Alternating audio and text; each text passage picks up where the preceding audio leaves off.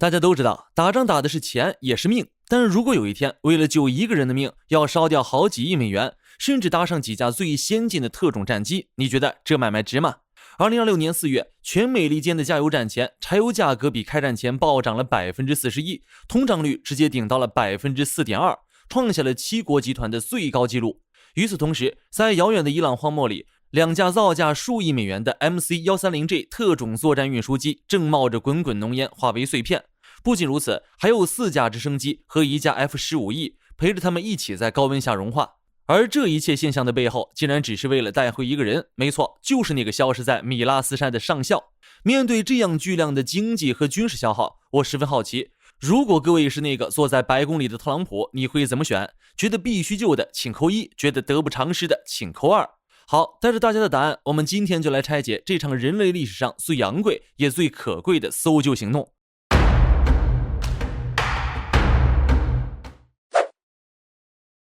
故事的起点是美国空军第494战斗机中队，这支驻扎在英国莱肯西斯的王牌部队，原本是在伊朗上空执行常规的 SEAD 任务，但那天的运气并不在美军这边。一架 F-15E 攻击鹰被阿亚图拉政权的防空导弹精准咬住了，但它并没有像电影里那样被凌空打爆，反而在飞行员教科书级别的操纵技巧下，硬是往回飞了数百公里。然而机械的极限终究是有尽头的，当液压系统彻底失灵，2名飞行员不得不选择弹射。弹射跳伞听起来很帅，但在靠近科吉卢耶省的高原山地弹射简直就是抽奖，只不过奖珠是生命。前座飞行员运气不错，落点相对平坦，很快被低空待命的 HH-60G 救援直升机给捞走了。但后座的武器系统官，也就是咱们今天的主角那位上校，却掉进了雷达的盲区。据后来解密的资料显示，由于2人先后弹射的时间差，再加上高空风向的影响，上校落在了米拉斯山脉最险峻的区域，地形复杂的像是个天然的迷魂阵。而且上校在落地时，不仅脚踝严重脱位，还因为弹射时的巨大过载导致了脑震荡，一度陷入昏迷。想象一下，当你醒来时，发现自己身处2000多米的海拔，1枚补给，2枚联络器，四周全是随时准备拿你换赏金的敌军，那是什么感觉？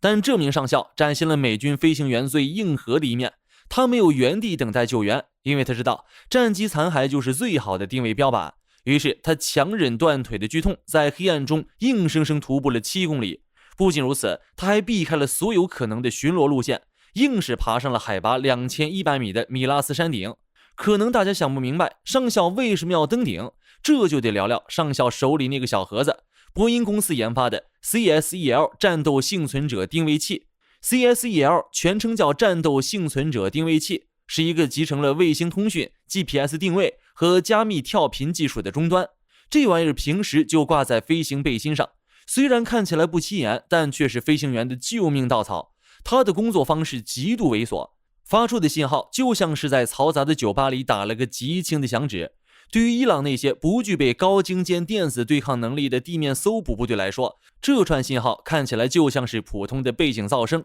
只有美军在近地轨道上的卫星才能识别并解析出这串带有地理坐标的微弱脉冲，而山顶无疑是最好的求救信号发射地。也正是靠着它，美军指挥部才准确定位到了上校的位置。但定位只是开始，真正的较量在山脚下才刚刚拉开序幕。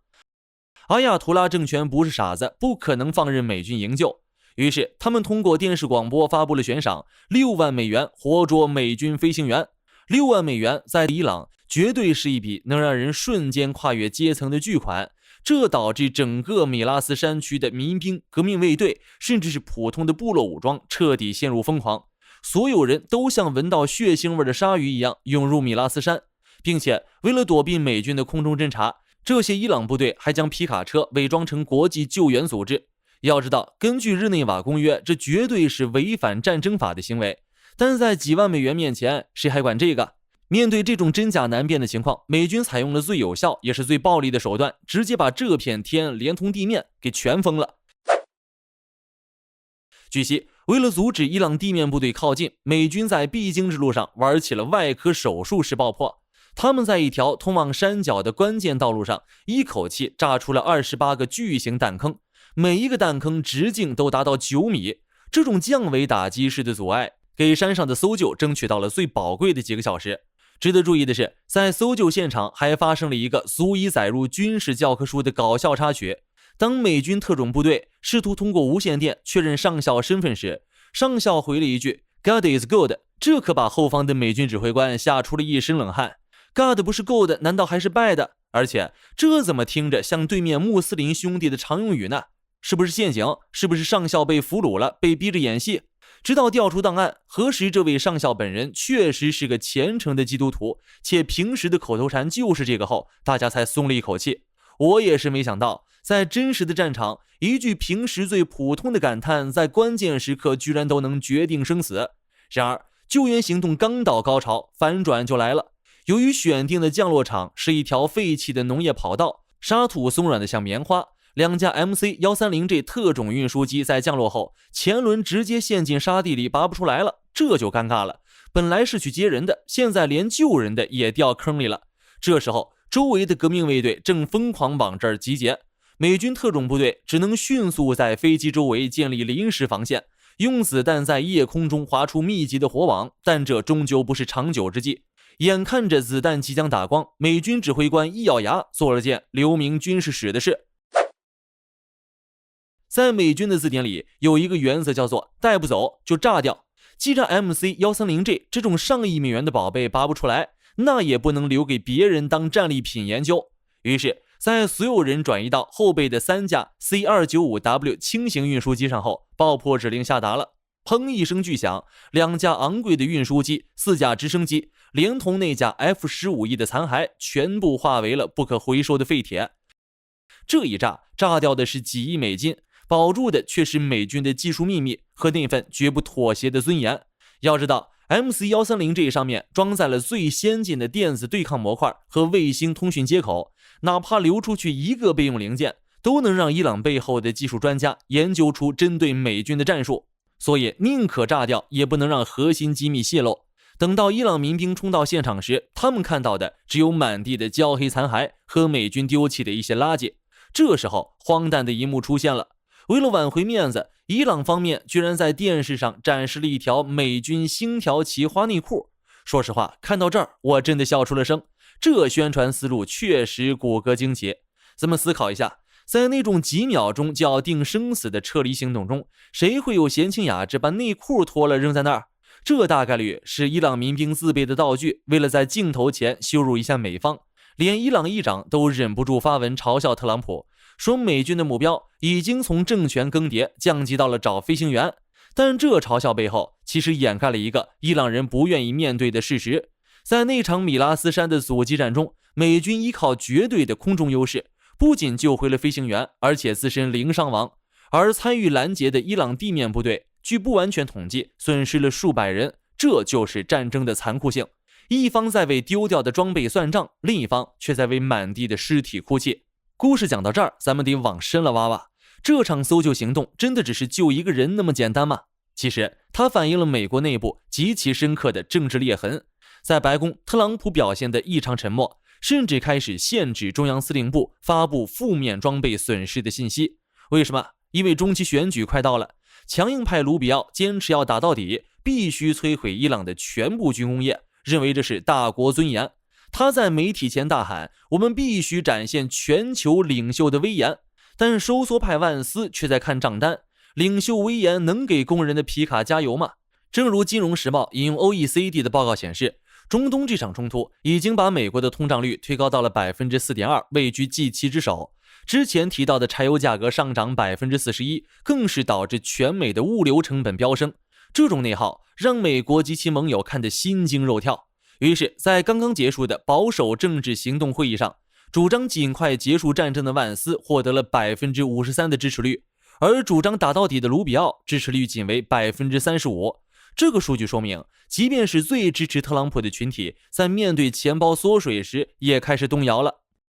也正是在这个时候，美国人问出了一个尖锐的问题，那个在米拉斯山顶发抖的上校真的值这么多战斧导弹吗？这个问题也是战争的终极逻辑，你是在为荣耀而战，还是在为账单而战？如果你是那个上校的朋友，你一定会说，这种搜救必须做，因为今天你不救他，明天在3万英尺高空搏命的人就不会再为你扣动扳机。军队是一个人的聚合体，如果失去了带每一个人回家的承诺，这支军队就只剩下一堆冰冷的机器。但如果你是一个在宾夕法尼亚州挣扎的失业工人呢？你看到的只是2亿美金的飞机瞬间变成烟花，你看到的是你的生活水平因为远在万里的轰炸而直线下降。这种价值观的冲突正是2026年美国政治最真实的写照。而且据华盛顿邮报的报道，美军在这场冲突中已经消耗了超过850枚战斧导弹，而美军1年的战斧产量也就600枚。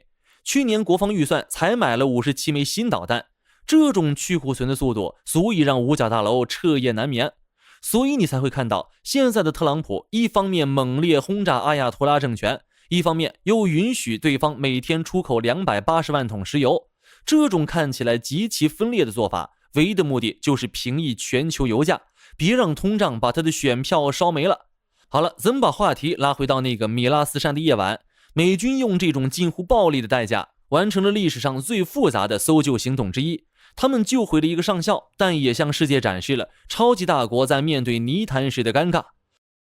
阿亚图拉政权通过封锁霍尔木兹海峡，成功向全球能源供应投下了核武器。他们不仅没在猛烈轰炸中妥协，石油收入反而因为价格大涨变成了战前的2倍。这种越炸越富的诡异现象，简直是对现代战争理论的嘲讽。